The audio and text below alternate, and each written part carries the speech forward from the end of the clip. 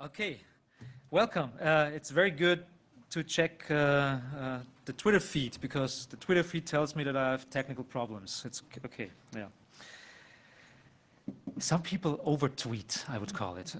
Okay, so welcome. I get the big room, and it's what an honor.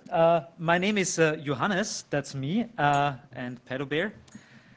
And I'm part of Monochrome, and Monochrome is an art tech philosophy collective from Vienna. And today I want to talk about, first of all, I'm here at SIGINT 2010. I'm very proud to be here with you. And today I want to talk about guerrilla communication. And guerrilla communication is a very interesting and important subject, I guess, especially for hackers. And it's about the absurdities of power, I would call it. So let's play with them. Welcome, fellow hackers. And you can see here is the short description that I wrote. And it's on the SIGINT homepage. And I think it even was printed somewhere. But I'm pretty sure most of you haven't read it at all. There's one really important line in it, and I want to emphasize that, so I made it visible for you. Information and political education are completely useless if nobody wants to listen, and that's the main problem we have nowadays. So, you are all aware of that there will be a test later on, so write the stuff down in your papers. Information and political education are completely useless if nobody wants to listen, but you have to listen right now because you're sitting here, and that's good. So write it down in your papers, and you will need it in your jobs as well. So you're not only learning for SIGINT here, but for life. Good. You're all part of the so-called info worker semi-elite. You're all working with information, and you all like that. That's why you call yourself hackers. And as you will know, because that's your terrain, that's your medium, you are all with me living in a wonderful age, and it's called the age of communication. Communication is a wonderful thing, especially if it's global communication. Global communication is organized and institutionalized by big machines that we call, the media. Media is a word for lots of things that we need to communicate. Communication is a wonderful thing, and there has always been media, like our faces and our hands. But I mean, I like my hands. I use my hands a lot for communication. You will notice that. But in the recent years, or let's say in the recent centuries, there is a new thing around, and it's media enabling us to communicate over long distances. So even behind the hill there. So there were a long time in history we didn't communicate with anything behind the hill. Nowadays, we are pretty much doing that all the time. So what's behind the hill? Behind the hill, there are long distances. There is a world out there, and there is an interesting reality out there. We are now, it is reality, even if it's under quote, it's reality. Our reality, so to say, our houses and our streets and our towns and our habits is supplemented by faraway realities of faraway houses and faraway streets and faraway towns and faraway habits. On MySpace or Facebook, we can have friends that might not even exist, and still we keep befriending them and feel great about it. For example, myself, I have like around 12 or 13 fake Facebook characters, and one of them is a female girl who's part of the Aryan white supremacist movement in Montana. It's pretty good to be such a character from time to time, so try it yourself. As a result, our world has become bigger and smaller at the same time. This worldwide world is no longer a world constituted by direct action in the way that, say, our garden is by our gardening efforts. Gardening the modern world means gardening the media. The garden we live in is a media garden in which we act and react. Every real-world problem has to be represented in the media system to be real, or at least to be real to us. Even if something might finally kill us, like, I don't know, global warming or whatever, the media has to tell us now that some such thing might happen in some such future, whatever, so at least we shouldn't act surprised while we are croaking and dying. We all know, and most of us probably understand, that the major power of today's world is the media. Whoever controls the media controls everything. And since the media is not nature, but culture, Western culture that is, it is always owned by somebody, like that guy. He's owning the computer here.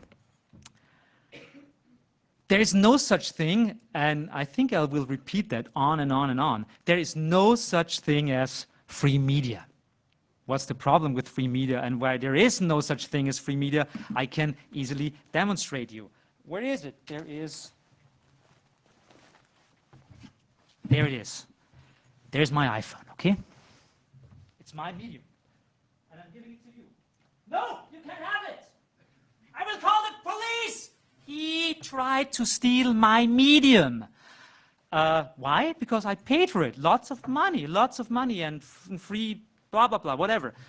Media, as long as we cannot download our iPhone, is never free. We can, of course, we can have something like blogs.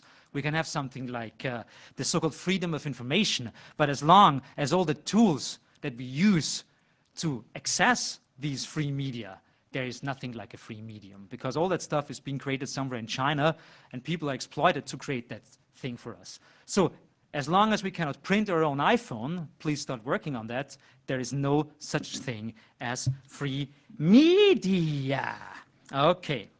Media is always owned by someone, and some liberals say, no, there is something like the free media. We have something like indie media and blah, blah, blah. But still, if you cut the deep sea cable going from America to the European Union, then we'll see who owns the deep sea cable, where is the freedom of information. It's all based on privatized infrastructure, like Google. I mean, we search the world through Google, and Google is a profit-oriented company. There's no such thing as free media. That guy, no, it wasn't even free media back then. That's David Fine. He's a good friend of mine.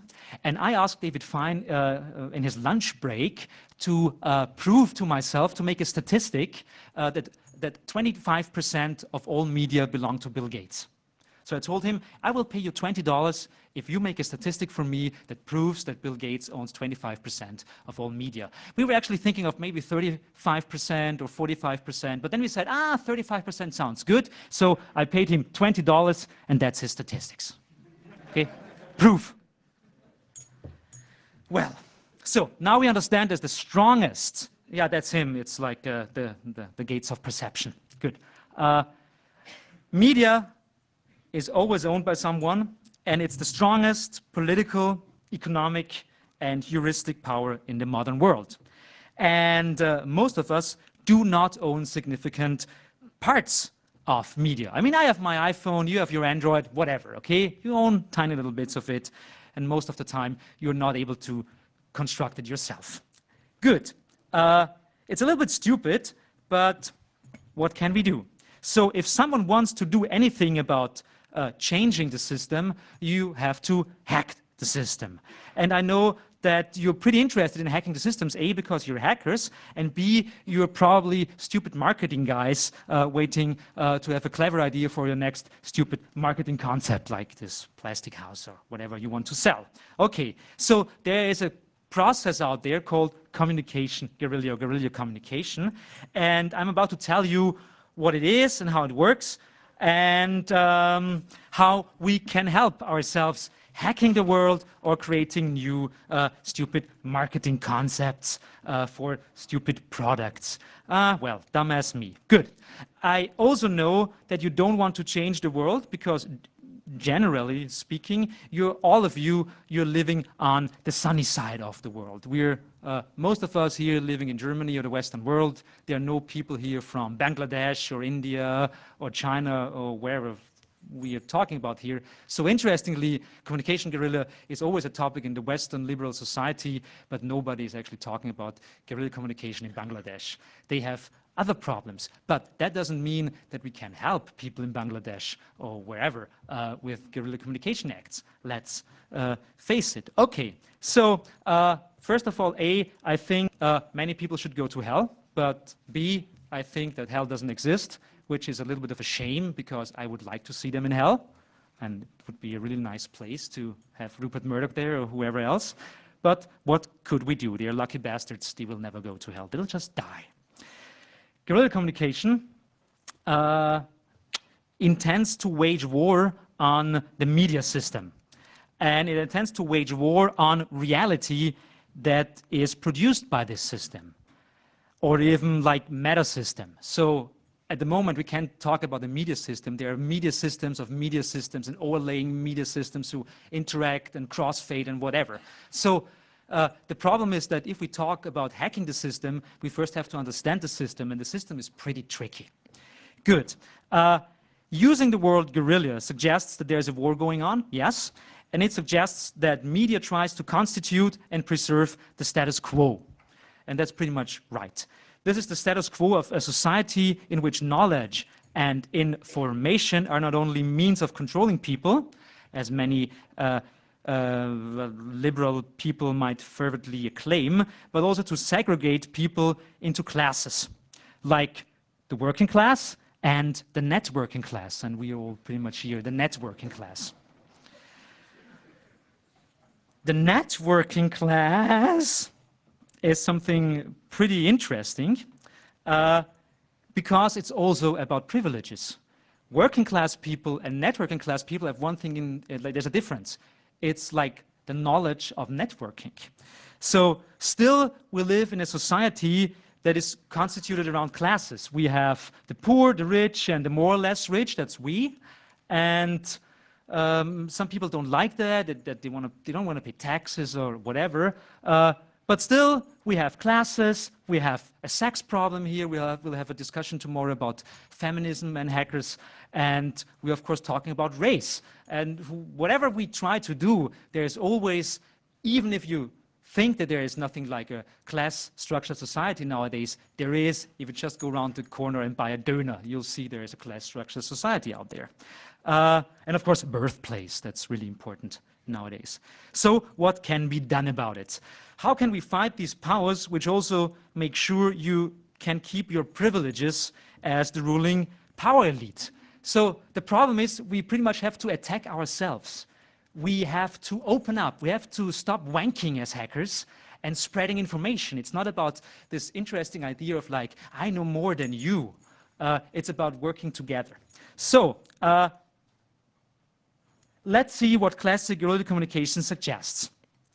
The determining factor of guerrilla tactics is to launch small but effective operations to attack an enemy which is much bigger but also a little lame due to a certain degree of formal, let's call it institutionalization. I cannot. Institutionalization. Now I have it. Good. Hacking language here. Good. So the problem is most of the media systems are pretty big. But if you see that something like the ZDF or PBS, they're pretty strict, they're pretty hierarchically organized, and most of the time it's actually easy to attack these structures because they're easy to understand, let's call them. I'm not talking about the media system in specific, but certain players in the media system are easier to understand than other players in the media system. So, there are tactics. And the tactics of guerrilla communication are taken from classical guerrilla warfare. And the difference between a military or paramilitary guerrilla and guerrilla communication strategy and communication guerrilla strategy is that the latter is not aimed at just overthrowing its enemy or destroying its enemy or to put the foot on its face and itself in its place. No, that almost sounds like a Dr. Seuss poem, but no. Guerrilla communication does not want to defeat mainstream media. Guerrilla communication is not about like destroying media. It's, because that's not possible, it doesn't want to exert, like, let's call it capital punishment or genocide or suppression or whichever classic male military intentions there might be else, although the term stems from that military background. I suspect that all you info workers out there might like that because it's anti-militaristic, but we'll see. There's a reason that many people are very keen to learn about guerrilla communication, to retrieve it to their small, smelly offices and office boxes, to Google and wherever else, to Nike to make a new communication guerrilla strategy to selling sneakers and using graffiti or whatever. So there are many, many people interested in guerrilla communication. Most of them working for advertisement companies and are not interested in political change. So what can we do? There is economic success out there, but you will definitely not end up with a lot of economic success if you're in guerrilla communication. Let's see. There might be mobbing communication, which is a certain subform of guerrilla communication, but I'm not talking about that right now. Really, there is one book out there who describes guerrilla communication tactics in mobbing and anti-mobbing practices for American corporations. It's very crazy. Good. But we're not talking about that. There is military guerrilla and guerrilla communication, and both of them, although I'm talking about guerrilla communication here, they try to interfere in the monologue of bourgeois mainstream media. Like the real, the military guerrilla is very much interested in the media themselves, because if you see the history of warfare, especially in Vietnam and warfares in the last 3 or 4 decades, there was lots of guerrilla communication and media guerrilla communication out there, like distributing leaflets and comics on Vietnamese soil, so they would do whatever. So there's lots of media use in guerrilla communication. And the way that the US military is choosing different journalists and where they are, and embedded journalism itself is actually a form of media guerrilla communication, but it's on the wrong side of the whole spectrum. So. Good. Reality and normality are created by having control over the media and publicity and public spaces. It is inspired by various theories on social communication, how it works, and how it works for those in power. It includes positions that tend to focus merely on the government and exclude any other factors from the analysis, feeling no need for showing a more complex portrait of social powers. But guerrilla communication theories might also include more left-wing or Marxist positions, pointing out that all power is derived from the social factors underlying and forming a society, such as class, race, and sex. My position in this would, of course, be that normality and reality are created within such a structure. And to attack normality and to attack reality would also mean to attack the very structure of society, something which theorists have referred to as the semiotics of reality or social semiotics. In a media-based society, and of course there's no such thing as a non-media-based society consisting of more than one person, we have to deal with signs and significance, and that's very important. You can tweet that, it's short enough for tweeting. The meanings and habits and conventions of speaking and thinking, the images and stereotypes which control everything, that's what we're talking about. It's what is represented and how it is represented, and of course, what is not represented and how it lacks representation. It's not so much about Rupert Murdoch. I hate Rupert Murdoch, he is an asshole, but his assholeness that I will not dispute is not a leading factor. The problem is we should not attack people like Rupert Murdoch. We should not attack people like Bush, because there's a systematic reason why those people are up there. But running around on the streets and crying, Bush is an asshole, Rupert Murdoch is an asshole, won't change anything. Most of the people already know that. Okay, we're talking here about changing the cultural grammar, I would call it. Society and culture itself has certain rules, and these rules are called cultural grammar. And we have to hack into the very foundation of cultural grammar and change it. And if we think as, like in a very postmodern term of like society as a text, we can reformat and copy-paste texts in society and change the cultural grammar. Meanings are negotiated in this cultural grammar. Good and evil, once again, it's yes, very important. And good and evil are determined in this kind of thing. We might think that the bear is actually a nice bear, but who knows? Maybe he wants to wank or something. Or his cousin, the pedo bear, is waiting around the corner. Who knows? Okay, so good and evil are determined, and bourgeois morale is defined as the morale of the ruling elite and then forced upon everybody else through bourgeois jurisdiction and prisons, locking away those who won't comply to their position in the social class, race, sex structure. And of course, this structure is not a free-gliding and mythical pattern, but merely the effect of class and race and gender management in society.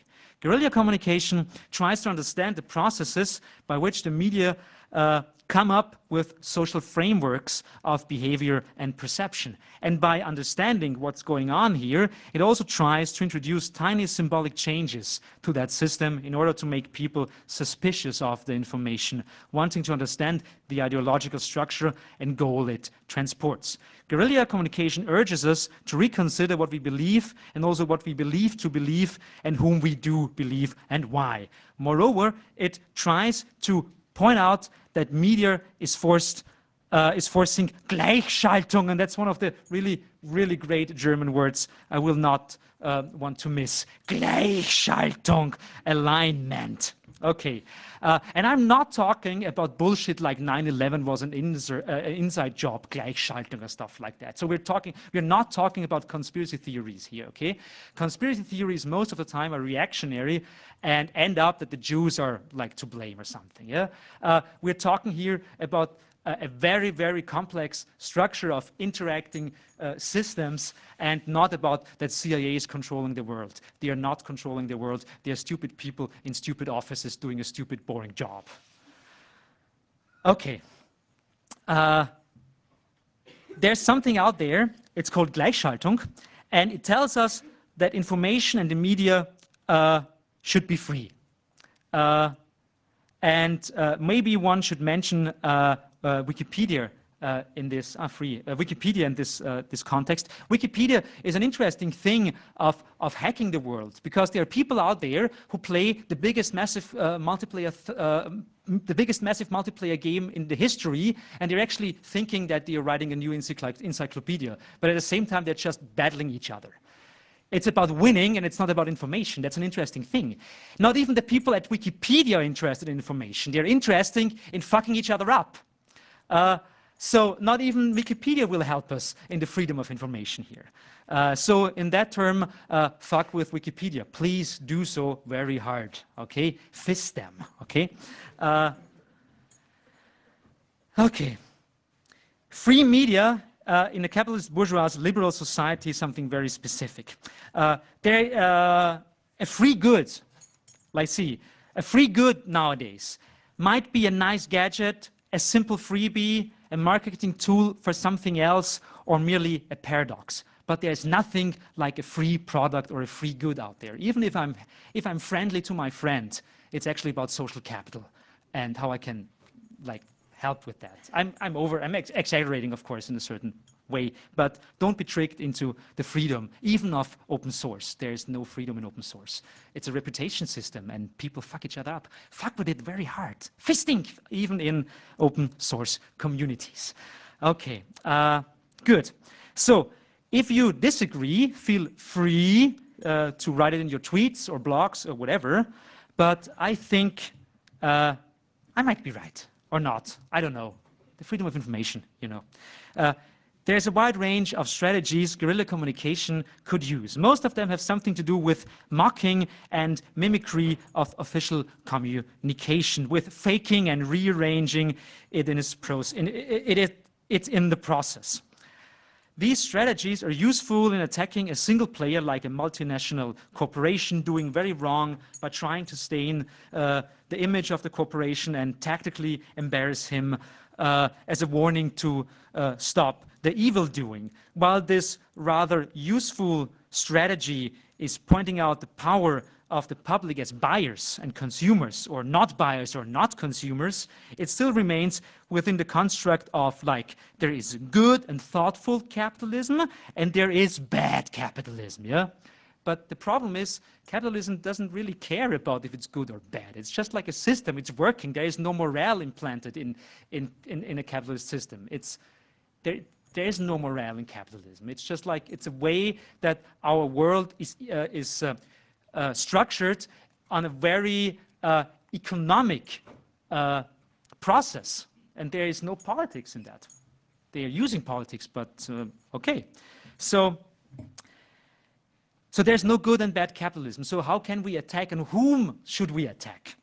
Let's see. Of course, it makes sense. It's kind of like a half-assed kind of thing. Of course, I like the yes men, and of course, I like that they fuck around with Dow chemicals. But still, I mean, we have to ask us the question if the yes men are not actually helping Dow Chemical when they attack them. I don't know. We have to find out maybe later. Okay. Another strategy would be decoding information. Oh yeah, I like it. I found it on Google. Good. So Icahn has cheeseburger, of course. Yeah. So what do we have here? What problems do we face? So of course we can change meanings, and of course we can try to implant stuff into the media system, but do we actually realize how it ends up there? So can we actually control guerrilla communication acts, or is it just like the postmodern dice that we just have to do and wait to see what happens later on? Okay. Another strategy would be decoding information techniques and processes themselves. It's a very theoretical process, but let's see. The idea is that publicity means to expose yourself, and therefore you can be attacked. If you do something on the marketplace of the media, of course, the same way you can be attacked. Advertisement has to be placed somewhere in the public, and as soon as something tries to give instructions to you, so you see the advertisement, and then you can say, no, I will not buy that product, but at the same time, you're wasting your life thinking of not buying it.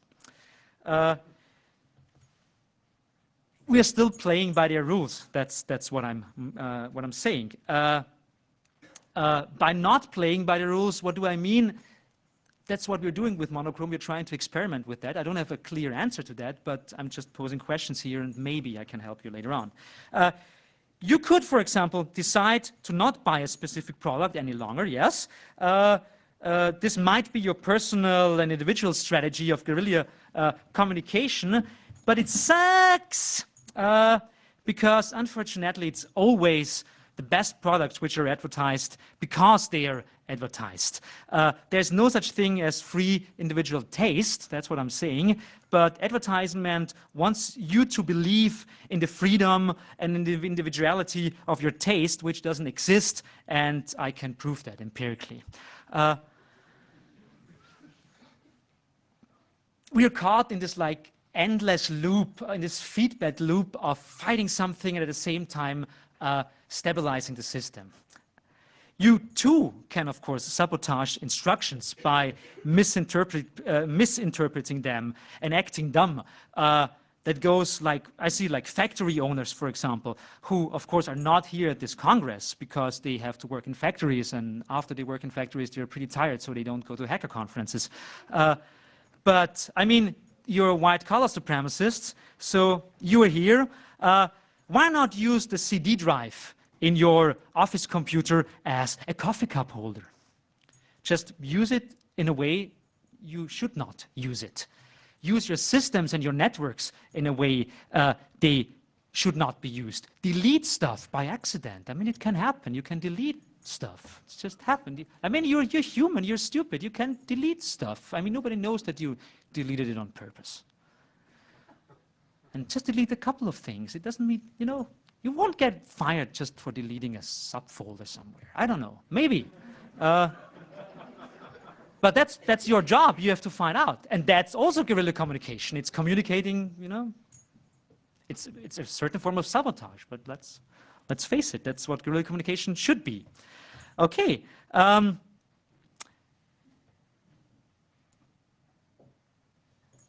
It's got a tinge of freedom, let's say it. It's represented by this horse. Let's see, you could be this horse if you delete subfolders on your servers. You could be this horse. You could even be a unicorn if you like, or an anal porn unicorn, whatever, but whatever you like, just do it and think that it's good, okay? It's freedom of something that exists beyond the mere functionality the way it was intended. That's what I'm saying. You can misuse your tools to create communication interferences. Anyways, one of the basic strategies, it would be quite interesting to see if like a party that doesn't really even exist for such a long time suddenly has fake press releases. That would be kind of cool. Or like the Yes Men. The Yes Men are actually pretty cool, and at the same time, some of the stuff they're doing I don't like. Okay, let's talk a bit. The Yes Men, they're one of the most famous guerrilla communication groups of all times.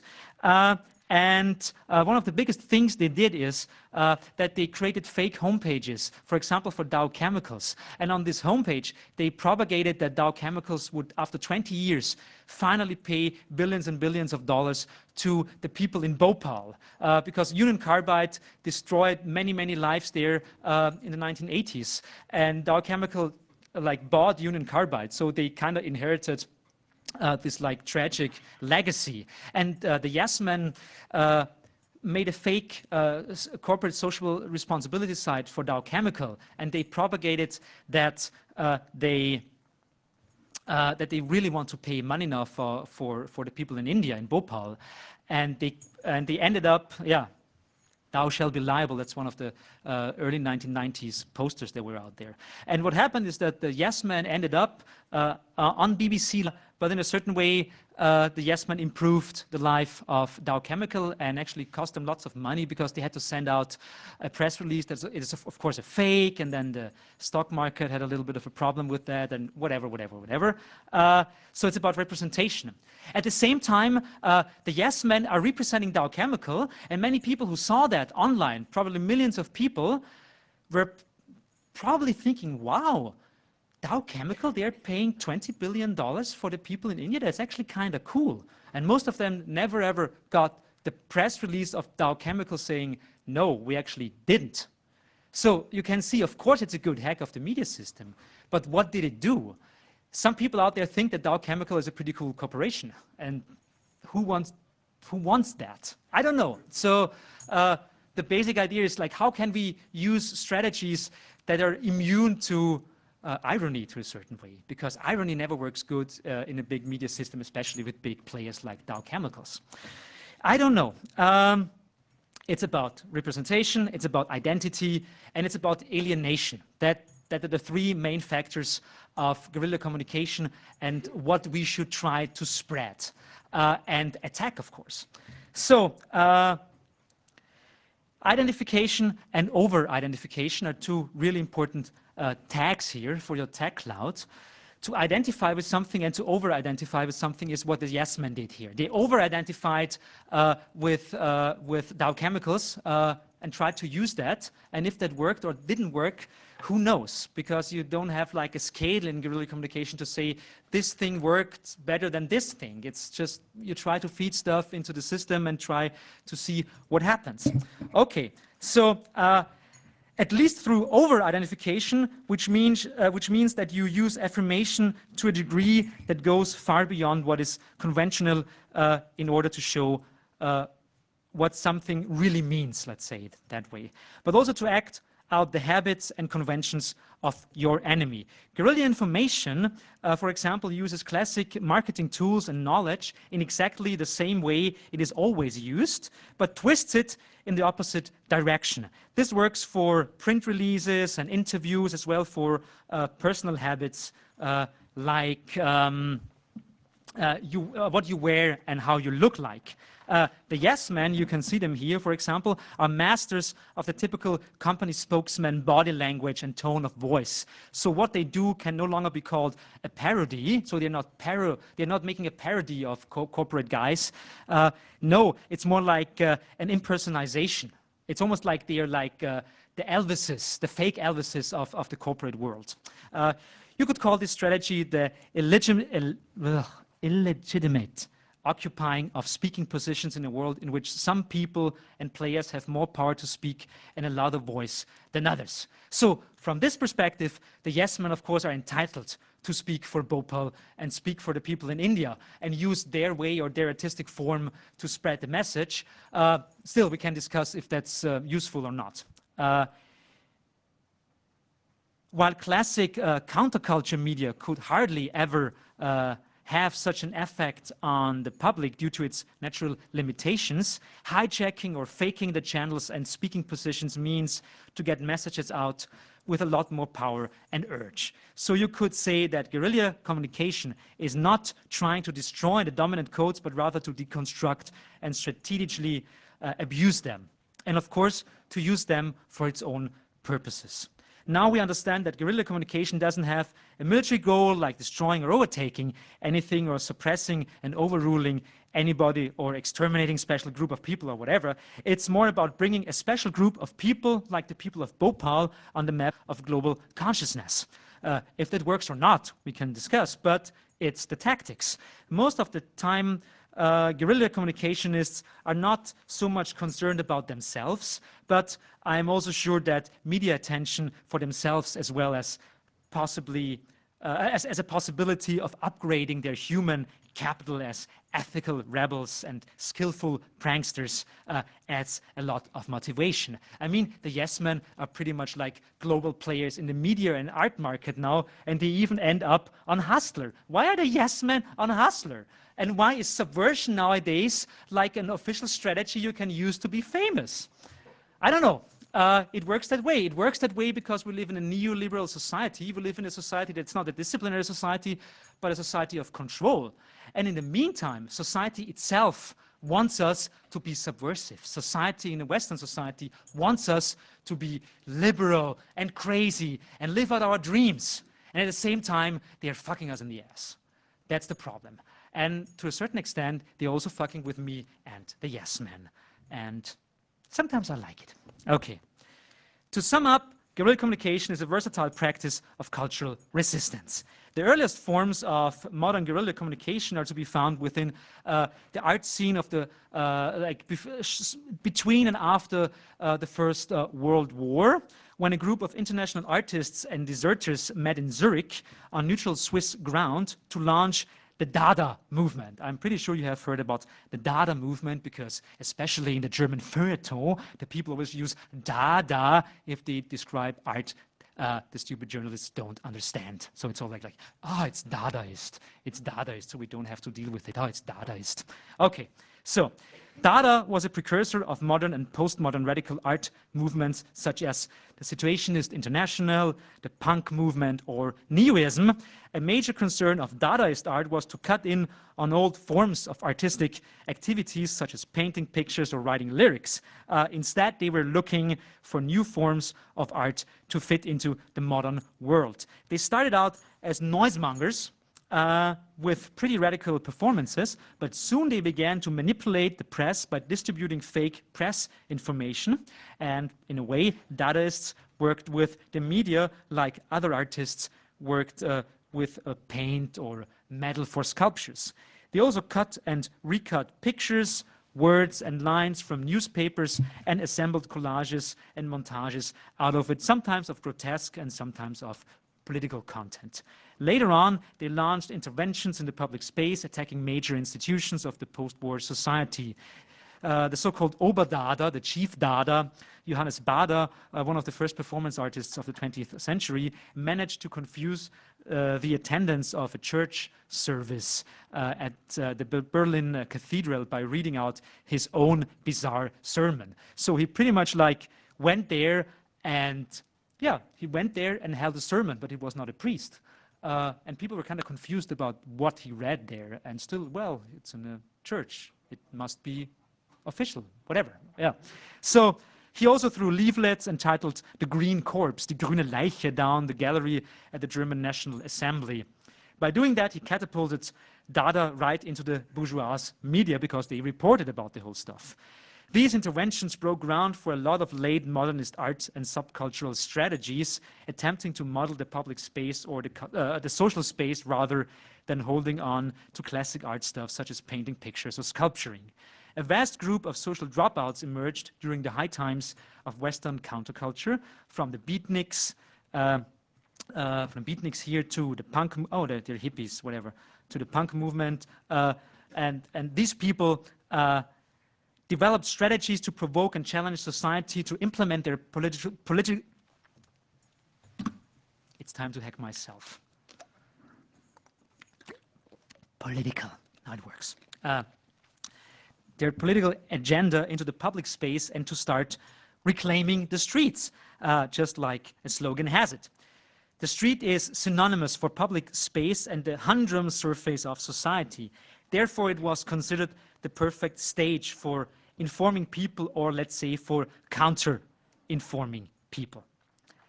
Most activists came from a classical art or journalist background, but had experienced that nobody really listens when you speak in a traditional art space.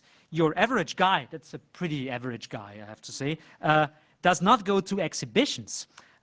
He doesn't go to concerts, nor does he get in touch with counterculture media. Counterculture and the art world are niche places. I mean, you see, they're not 70,000 people here, they're like 50 people here, okay?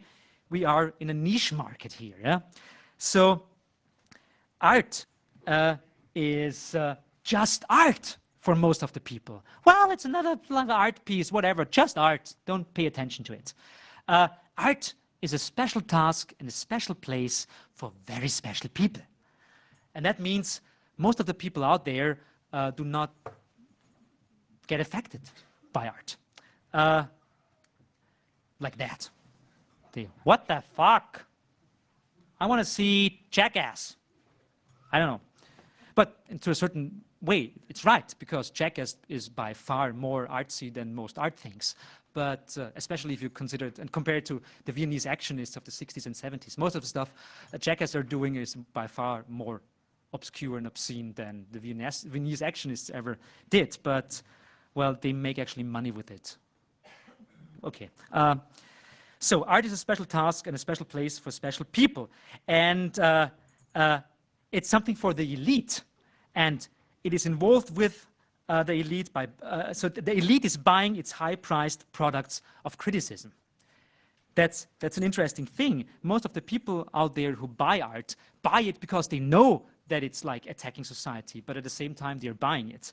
This is the classical drama of bourgeois art in a bourgeois society. Same is true for bourgeois journalists, if you're any journalists out there. It simply keeps embodying the same old role as a critical sidekick of the powers to be. Journalists, of course, are attacking politicians. They are criticizing society, they're criticizing people, but at the same time, they're actually stabilizing the system. They're like hackers who find bugs in systems to fix the bug. That's in a certain way what journalists are doing. That means, especially societies where there is lots of free media, lots of free media and free press, like the United States of America. There's like you can say and do whatever you like, but at the same time, it's a very stable system. And attacking the system is part of the system. So it's about the shiny good cop and the bad evil cop. The evil cop is the one with the penis here. It does a good shoe-shining job within a system that neither opposes nor represses them. I mean, I'm not talking about Iran or something like that, but I'm talking about who is really oppressing journalists here. Some journalists might be oppressed, but it might actually be part of their strategy of becoming famous. Good. But generously grants art and literature and journalism this special you can feel free and well-fed kind of feeling, whatever. Okay, so people would of course complain if there would be a lack of freedom of information and lack of freedom of journalism, but at the same time, you know what I told you. Around the 1960s, and that's pretty important, a lot of strategies emerged to confront the man and woman in the street, right where they were, to escape the bourgeois art world's limitations, and of course the bourgeois journalists' limitations. They were doing things out there where the people were.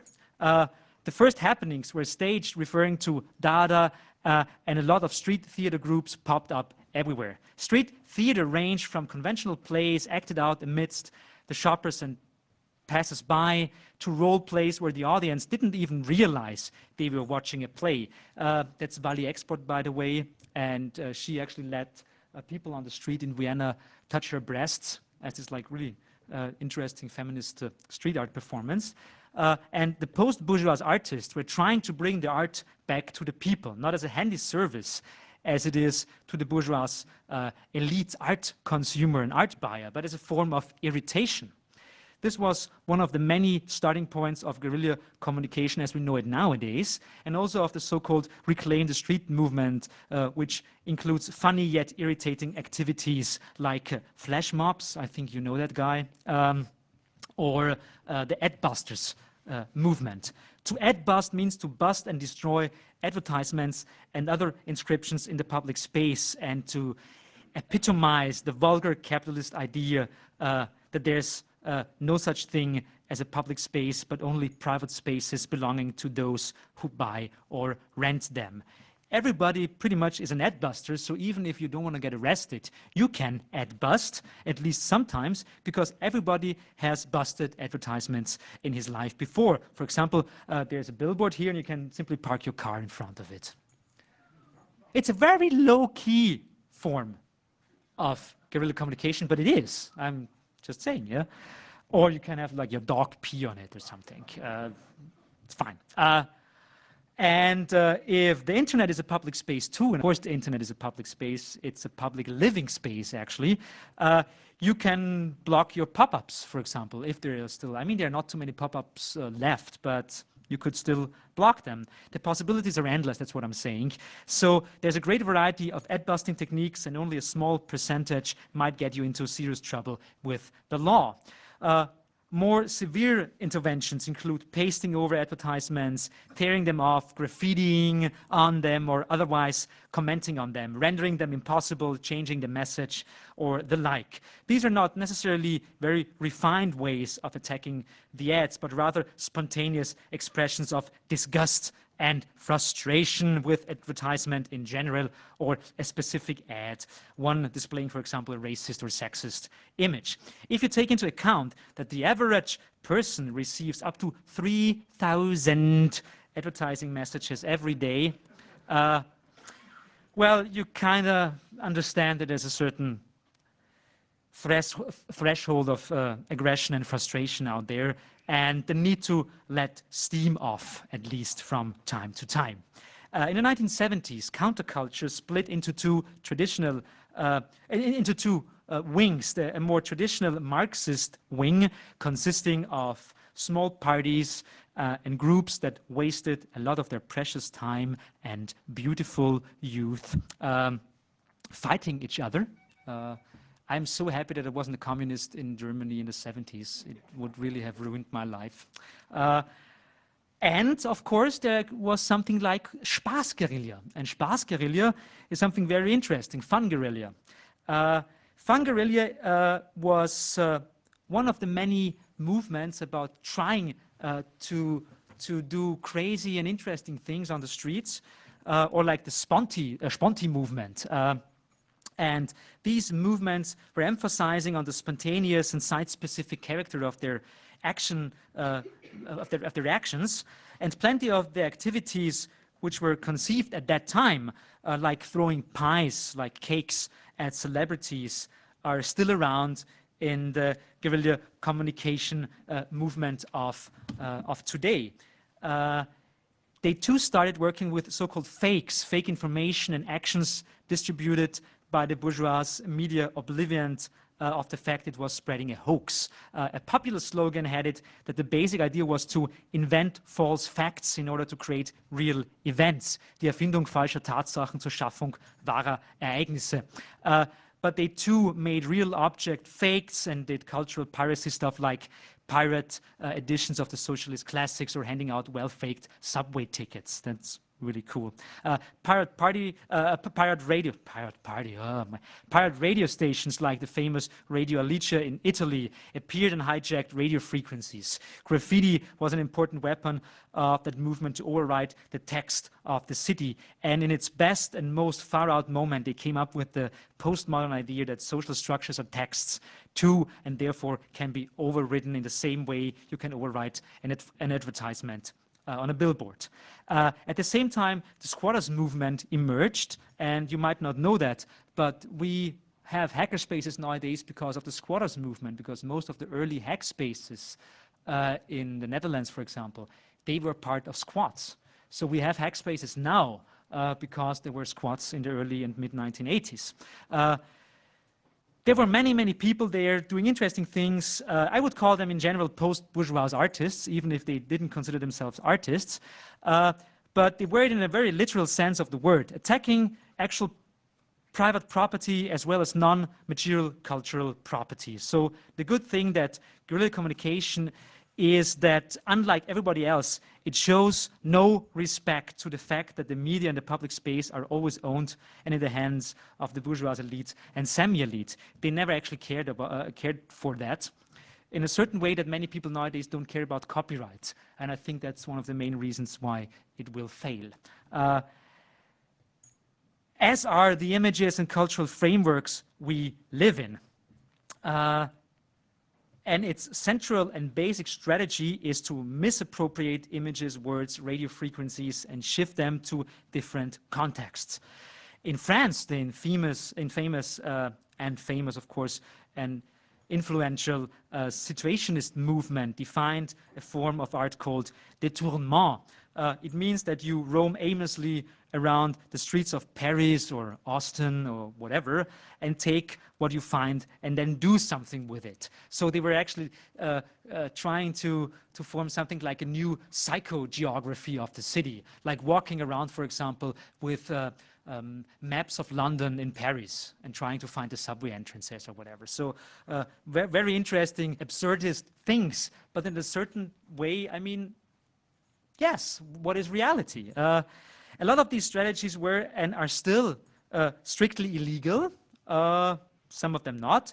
Therefore, guerrilla communication activists had to develop forms of camouflage and hiding away behind multiple names and open pseudonyms, like in the Luther Blissett project. In the meantime, a detective novel bestseller was published under the name, plus lots of other books and readers on the matter of cultural subversion and jamming. For example, the German guerrilla communication group Autonome Afrika-Gruppe, and they published their book about guerrilla communication under the pseudonym of Luther Blissett. Of course, Luther Blissett doesn't exist, but there's so many people out there who use Luther Blissett as their pseudonym, and they write texts under the name of Luther Blissett, that you almost can hide in a cloud of Luther Blissetts, and you never ever know who really wrote the text. Pseudonyms don't just grant invisibility for people avoiding the blame. It also lets you get away with violating the bourgeois principle of identity as a person, as an artist, or as an author. The person is, so they say, a nation within the nation, and Staat im Staat. And that is why some people try to overcome it by forming collective personae. Because if you attack your own personality and your own status as an author, you're, of course, also attacking the system itself. The Luther Blissett activists demanded everyone to edit their works exclusively under the name of Luther Blissett, and many, many people helped and are still helping. So in a certain way, guerrilla communication is also a lot like hacking. And hacking is, of course, one of the means of guerrilla communication, because it is a hostile assault from outside the system trying to find a way into the system. Of course, there is no outside the system of like the capitalist system, but there's always like an outside of a certain radio station or whatever. So that's the system I'm talking here, not the general system, okay? To change or manipulate it from within. And to do so, you have got to know how everything works. So first you need to understand the way in which the media shapes and constitutes reality, just like hackers know what a website is and how a website works and what DNS or whatever is, yeah?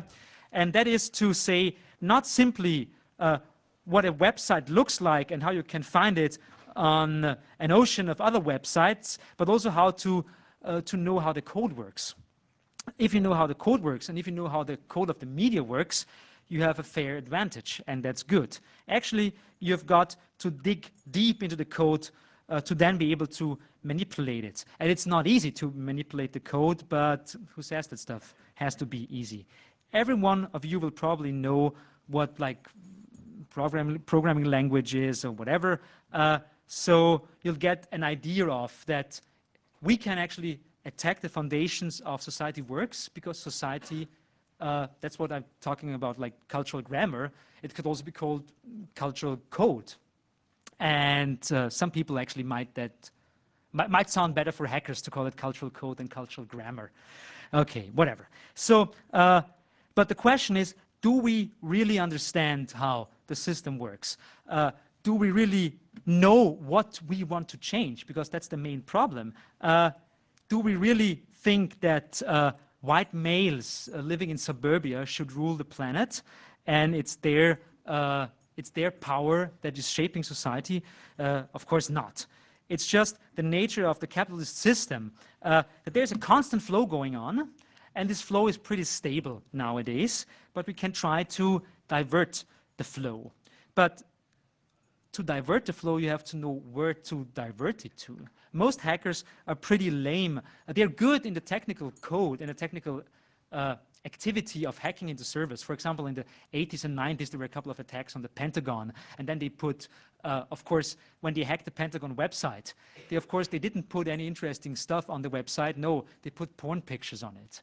Well, how lame can that be, like putting a porn picture on the Pentagon homepage? I mean, of course, it's kind of funny, but it's interesting that so many people have the knowledge to do stuff and at the same time don't actually know why they're doing it except of like doing it. And that's a little bit boring. So I think there might be more interesting things out there that we could achieve together. Even people who are not in the knowledge of like technical structures. Okay, so to hack into the media changes its message flow, and we want, of course, to attack the stereotypes it communicates. How is the racist and sexist and classist subconsciousness of the liberal society shaped through, oh, there's a typo, but it's good, like let's attack writing itself. The media and access to it. So many people want to change society, but they don't know what's the best way. I mean, I don't want to end up people who think that 9/11 was an inside job to change society, because that would end up in a Holocaust. Good. What can we do? So first of all, we have to be clear that before you want to change society and before you want to change something, you have to deal with yourself and your surrounding and what you actually want to do with your life, okay? That means some people actually, it might be good for them to read Foucault or get into theory or do something beyond the mere realms of making a funny joke somewhere on the internet or cracking a homepage and whatever, yeah? So I think before you actually want to create disturbances, you should be a little bit considerate about why you want to do that. There are many people out there, you can have there are many suggestions out there why you would be interested in doing that, yeah? But, I mean, there are people out there, let's see, yeah, of course, everybody's looking at you. It's the ultimate goal. No, no. You have to change the political economics of society, I say, yeah? And the problem is we're all working around in circles if we are not thinking of what we are doing. Just doing something, well, I don't know. There are people out there who try to look back in the mirror, and that's really important to do that. So just like doing communication guerrilla acts without actually dealing with the history of communication guerrilla might be funny, but it might not bring us anywhere, okay? We have to start somewhere, but we can actually create like an avalanche here, but nobody knows where the avalanche is going and what the avalanche will do. There are people like this guy here. He was part of the Sponti movement, and he was really interested in changing society and blah, blah, blah, and he ended up being Joschka Fischer, okay? And he fucked up a lot later on, yeah? So it's almost like a meditation thing, like before you try to hack the media, try to do a little bit of thinking and meditating, okay? What else can I say to you is don't end up in the system, although there might be a big chance that you end up in the system, but whatever, you know. Don't always head for success, at least if you want to head for success in this way. So please do me a favor and at least erase all the information I gave you from your memory right now. That might be, not sharing might be the ultimate, the utmost communication guerrilla act. Who knows? It's a nice little angel or fairy or whatever. And that's the picture I want to give to you right now. Look at the fairy and all these nice Hello Kitties out there. It looks nice, but she actually wants to rip your head off, okay? So, no questions. Thanks a lot. My name is Johannes. That's my email address for people who still use email. And of course, I have a Twitter account. It was a pleasure talking to you. And if you hate me, go out and hate me. Thanks a lot.